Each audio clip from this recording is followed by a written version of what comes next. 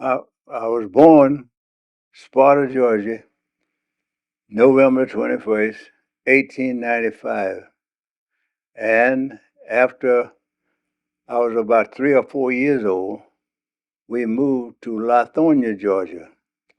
And I stayed in Lithonia until I was 19, then went to the Army, spent 3 years and a half in Hawaii, about a year and a half in the Mexican borders. I was discharged out of the Army in October 1919. Did you play ball in the service? Yes, I played ball in the service. We were supposed to have had the best ball club in the United States Army. 6 of the players went to the Kansas City Monarchs. So I came east, and that's why we divided. Dayton Marcos, 1920. That's from Dayton, Ohio. What was your what was your position? Well, it was 3 of them, and we had to have more than one because we didn't have enough ball players.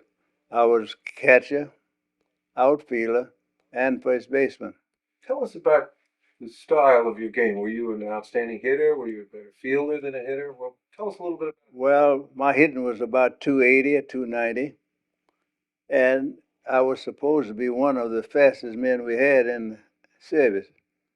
In fact, I ran against 2 men that was in the World's Fair 1915, and they were the only 2 that beat me in my regiment.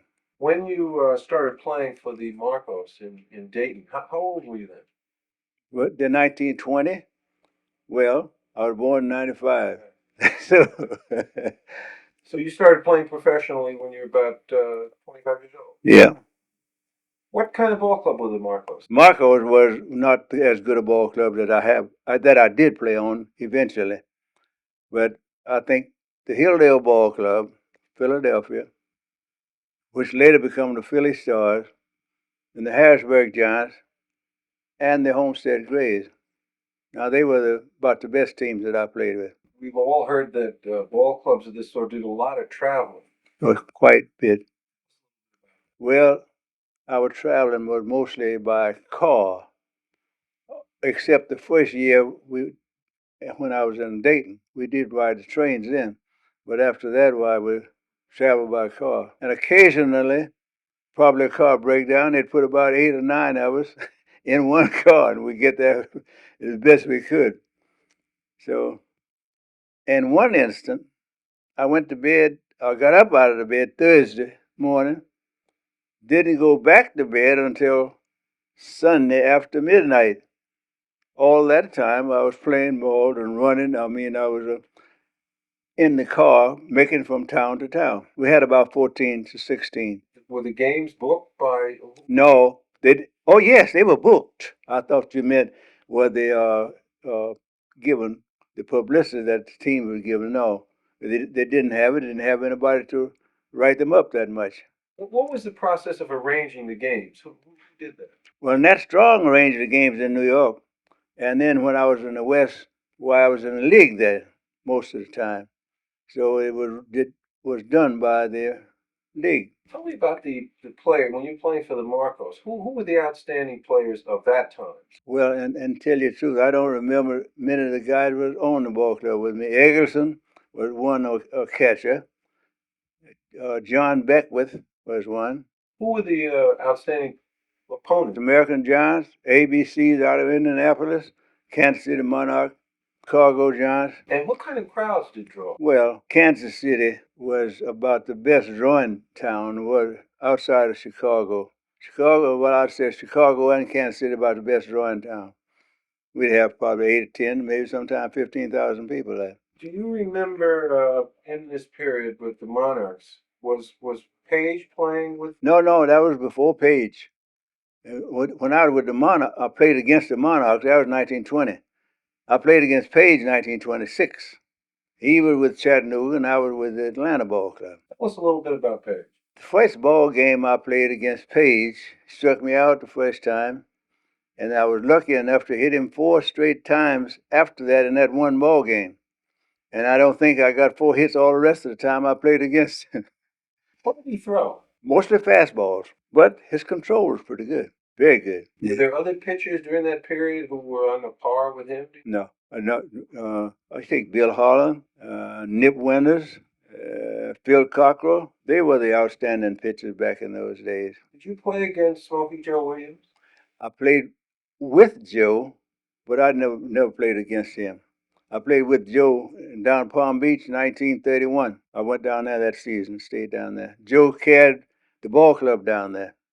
We've heard quite a bit about what a fast and very good pitcher he was. Tell us a bit about it. Well, at the time when I was there, Joe had passed his peak, but he still had the savvy, and he was pitching on his head more so than he was his ability to pitch. I mean, for his physical ability. If you were to pick the outstanding pitcher that you either faced or played with, who would that be?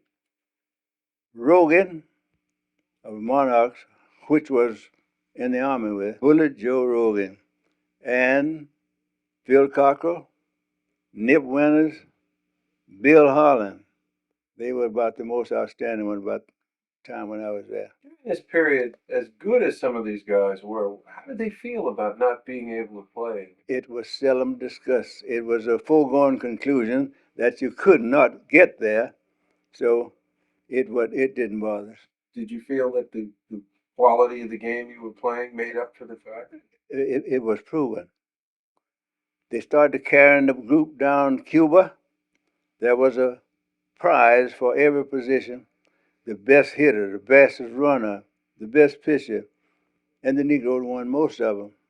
So finally, they stopped the big league pitchers from going down there. They couldn't pitch after about along in the latter part of October. You know, the World Series wasn't over but a few days before then. So in that way, Negroes that went down didn't play against the best pitchers. But they did until that time. And I think that was the reason to stop playing them. Stop the pitchers from pitching due to the fact the publicity was given down there and it came here. Did you take any? Were you on any of those tours? No, I never went to Cuba. At the time when I could have gone, I didn't want to go. And then later I wanted to go and I couldn't go. Did you play in your career against any major league players? From Cincinnati, I've forgotten his name now, but they used to come over to Honolulu. And our team was the only one that beat them one game, and the other fellas over there didn't beat them any, the big league players. Did you see or play with or against Josh Gibson? Josh came along after I left out of the league. Well, he came to the Homestead Grays, which was a team I played on for quite a while. But I had left the Homestead Grays in 23. That's 22 and 3 hours with the Grays. What do you remember about him? Did you saw him play? Oh, he was a heck of a hitter. No doubt. But you pitch to the man's weakness. You're in there every day. You learn how. If the man hits the ball hard to right field and he was a right-hand hitter, you wouldn't throw him anything on the outside. In other words, you put the ball across his wrist as near as possible and make him hit the other way. When he hits the other way, he hits to his weakness. How many games would you play in the course of a season? Well, we didn't have an extended schedule, possibly 80 or 90 games. And where would the Dayton team travel? Where would you go? Well, from Indianapolis back as far as Kansas City, Indianapolis, St. Louis, Chicago, and some of those smaller towns like weekday crowds, Akron. You leave the Dayton Marcos, and the next team you go to, tell us about it. The next team I went to was Fizz Giants, a small club. It didn't last long, and in fact, it didn't get started. That was 1921. It was supposed to have been 4 black teams and 4 white teams going to be in the league, but it didn't get off the ground. And then I didn't play in the ball in 21 at all. I went south. My dad got sick, and I just stayed out of baseball all that year. 22, I went to Homestead Grays. Now, what happens in 1922? 22, we started off with Fizz Giants, and that broke up before we got started good. But I did go over and play against Homestead Grays, And that's what got me the job at Homestead Grade over to Pittsburgh. Pittsburgh at that time just had home talent, and I was the first one that went over there from the league. Then Walter Kennedy came over, and later Just Barber came. Wick Ware came there for a while. Wick Ware was one of the most outstanding pitchers at that time. Wick Ware and Walter Johnson was from the same town, Coffeeville, Kansas. Wick Ware was lucky enough to beat him 1-0. So that was a crown in his throne. Who was the owner of the Homestead Grades? Come Posey. Posey was, his father had in a number of those boats traveling up and down the river there, hauling sand and coal, well enough off to have a chauffeur and a nurse. And Posey was a nice basketball player, Right when they had the Renaissance here, he was playing there over in Pittsburgh. Tell us a little bit about Pittsburgh during this period, what it was like to be with the Homestead Grades. At that time, as I told you before about the automobile travel, Homestead Grade, we played about 175 to 200 ball games a year. There was a kind of a round circuit. Played with down West Virginia, Charleston, played down Youngstown, Ohio, different places that they would repeat every year. Now, during the off season, when you were with the Grays, did you play? Did you go? Or you mentioned Honolulu before. I was in the Army in Honolulu. We had a ball club over there. It was supposed to have been the best ball club in the Army. When you were with the Grays during the winter months here, did you go and play another? I went back to Cleveland. Then I was living around Cleveland. I'd wait table.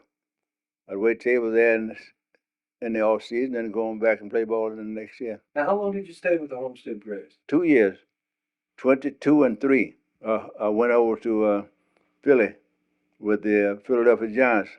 Dan McClellan was one of them was known as the only black man that pitched a perfect ball game. He was the manager of the ball club. Well, he died some years later. What position were you playing now when you went to Philadelphia? I was catching, play outfielder. I did play first base some, but not much in when I was with that ball club. What kind of ball club was the Philadelphia? Philadelphia Giants was a fair, mediocre ball club, enough to be going every day, but they didn't make enough money to hold up that year I was there. So I finished that year with the Wilmington Potomacs. And then the next year, when I went out back to Wilmington Potomac had given over to Washington Potomac, same ball club, but just shifted to Washington. That's why we had our home game down in Washington, D.C. Following the Washington Potomac? Well, after Washington Potomac, then I went over to Harrisburg.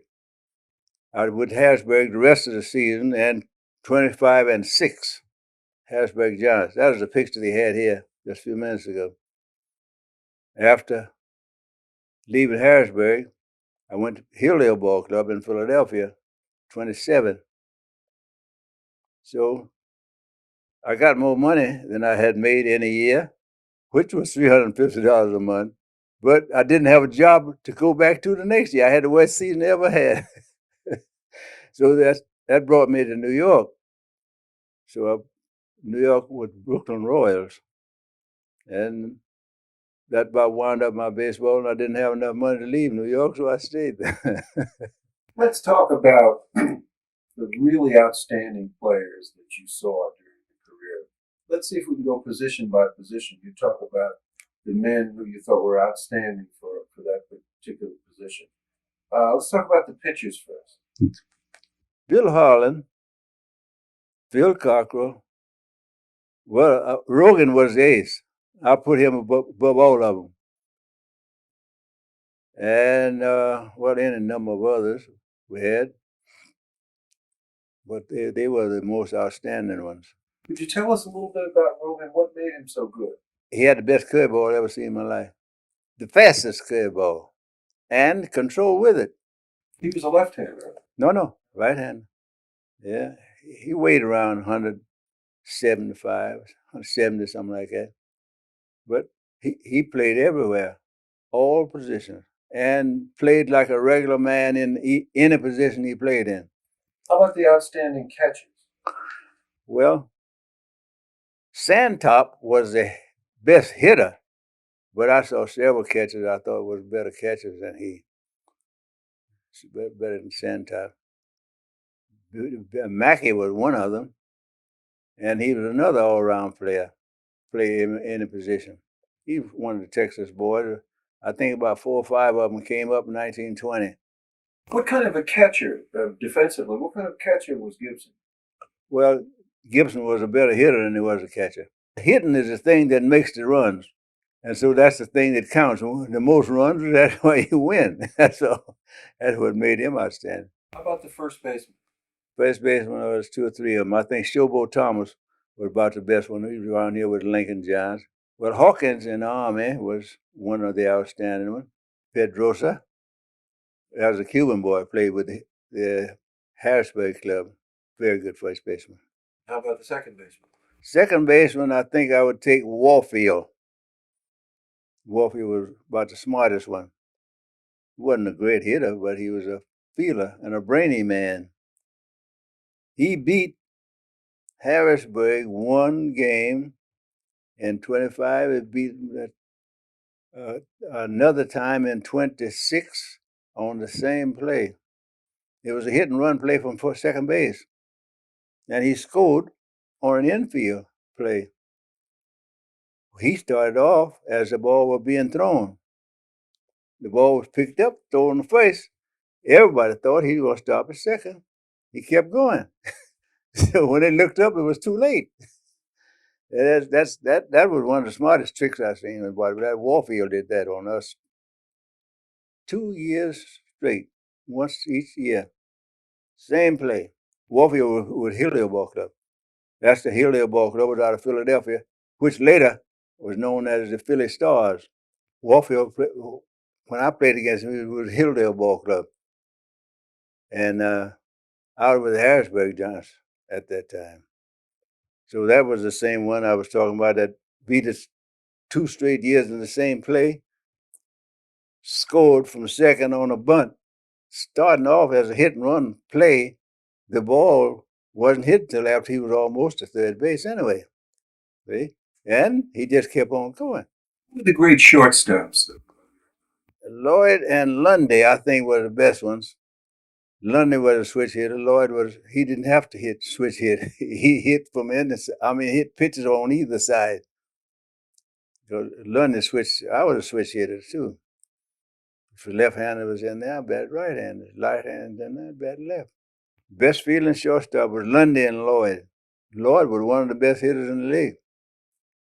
He won one of those championships down in Cuba, while the big league was down there. Judy was the third baseman on the Hillsdale Ball Club that I was on. And I played against him any number of times. I got married in 27. His wife was the first woman my wife met when she came to Philly. Tell us a little bit about Johnson. He was one of the most outstanding. And with line drive hits, he didn't hit the ball so far like those other heavy hitters, but he was a line drive hitter.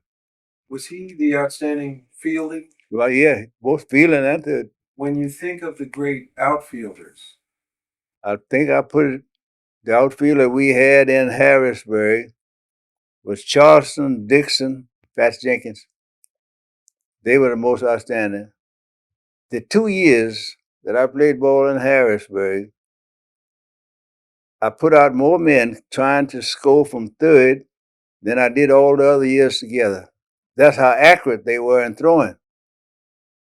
And all 3 of them were good hitters. What's the most unusual thing you ever saw happen on the ball field? Can you think of something that was really the most peculiar incident that happened during your career? I was playing against a boy that I had played with and against him. And I got almost all down to second base position with him.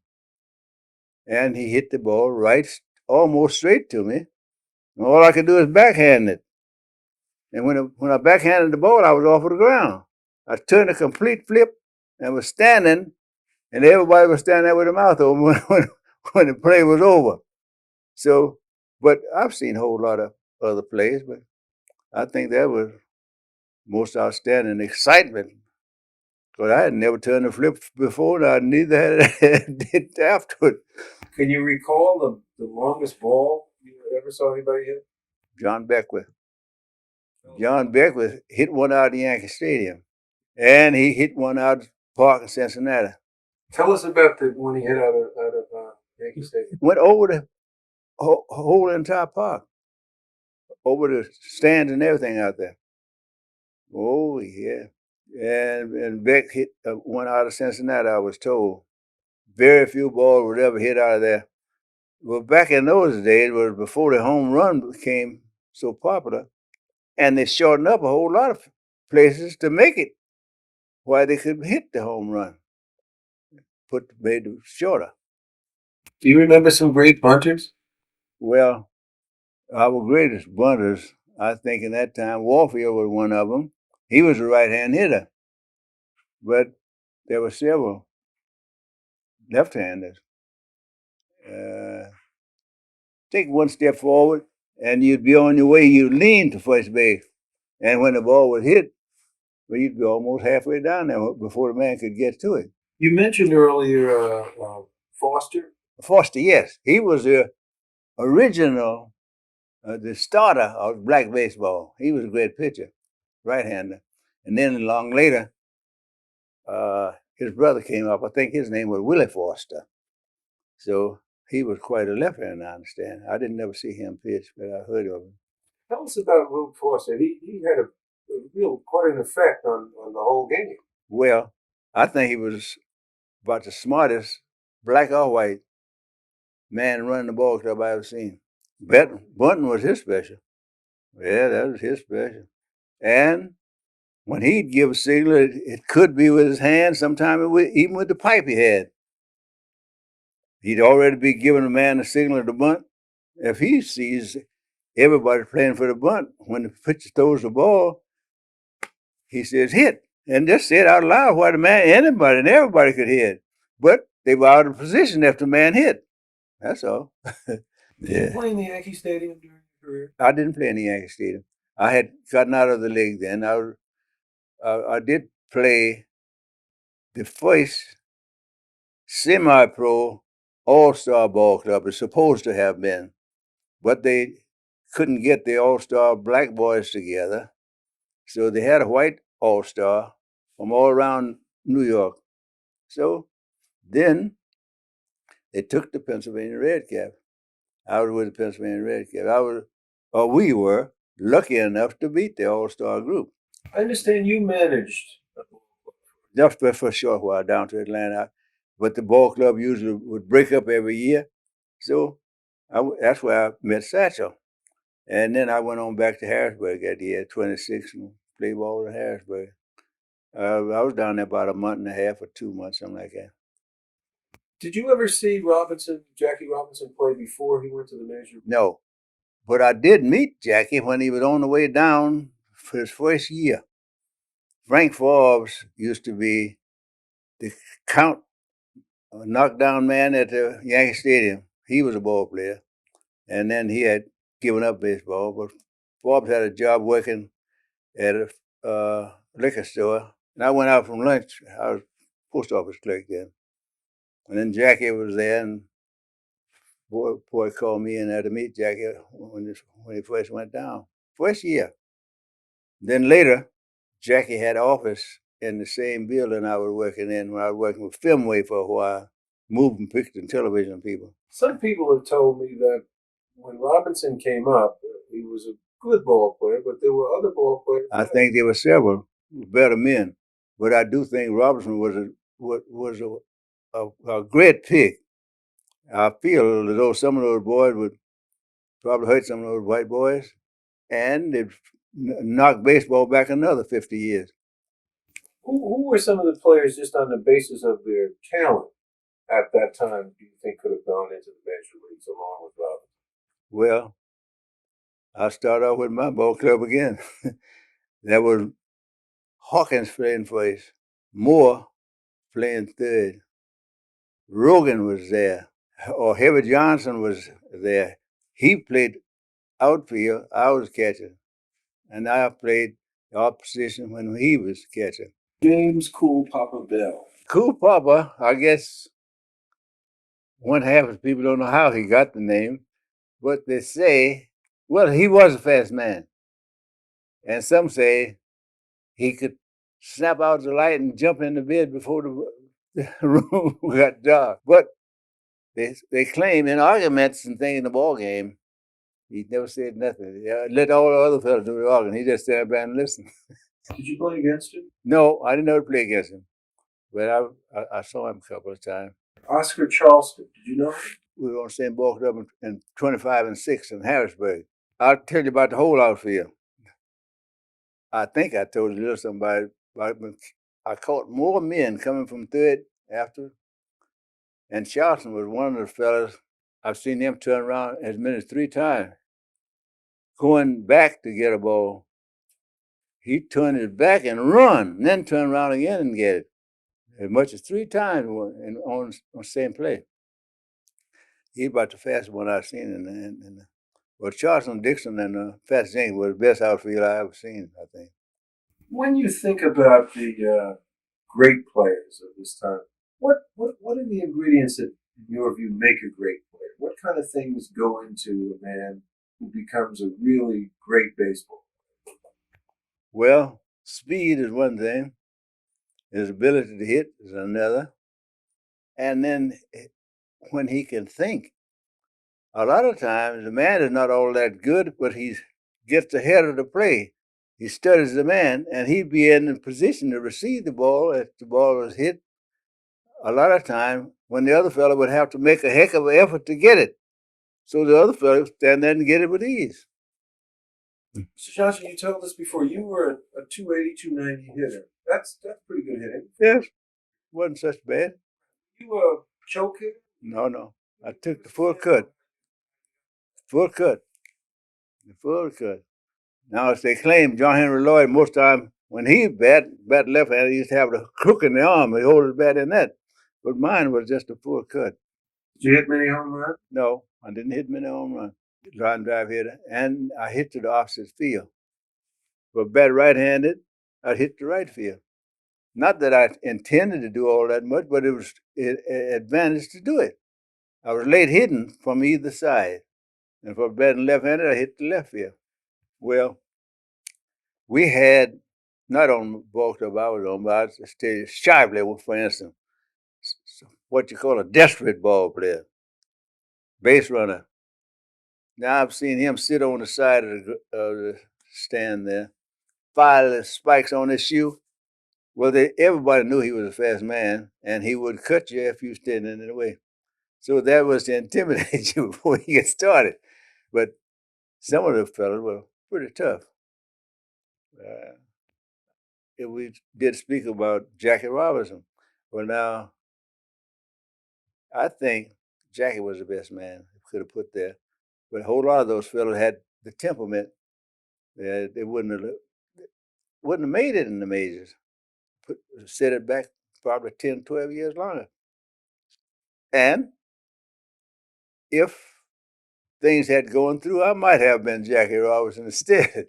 Because you could buy out of the Army at the time when I was in there. On your first enlistment, you could get out for $150. If you could get out at all. Of course, the war come along and caught me in there, and the regular fellows didn't get out. The group, a Mexican, was going to carry the group all the way down Mexico City.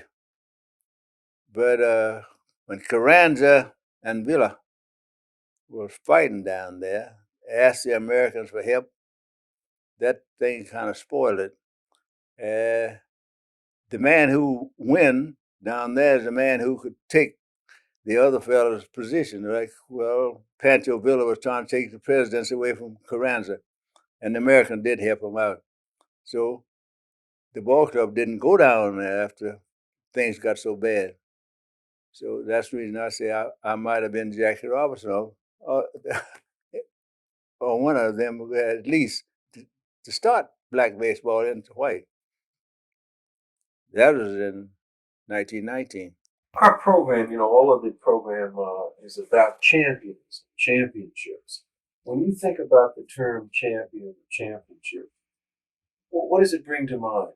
Well, I'll tell you about the outfit over there. Not bragging on my outfit, but they were the champions every year while I was in there. They had a field meet, sometimes 2 or 3 times a year. All the soldiers were trained and picked the best they had, and they have that field meet down Honolulu. So the 25th Infantry won every meet while we were there. The only time of the time we did lose a meet was when we met another black outfit, which was in the cavalry. They kicked us off in 1919. So that's where that went. Is there a person in your mind who exemplifies the spirit of the champion? Is there someone you would say is maybe the champion's champion? Rogan, John Henry Lloyd. Rogan was fella played every position, and he was a great pitcher. John Henry Lloyd was a infielder, shortstop. Now they stood out more than anybody else, I think. And Oscar Charleston was in that too. Oscar was one of the best pitchers we had on Homestead Radio, about the best. And he used to look at my hands and wish he had a hand as large and as long a fingers as I had. He was short, and he could throw the ball hard as anybody ever I seen. So in that way, I guess probably my hand wasn't an advantage to me, I suppose.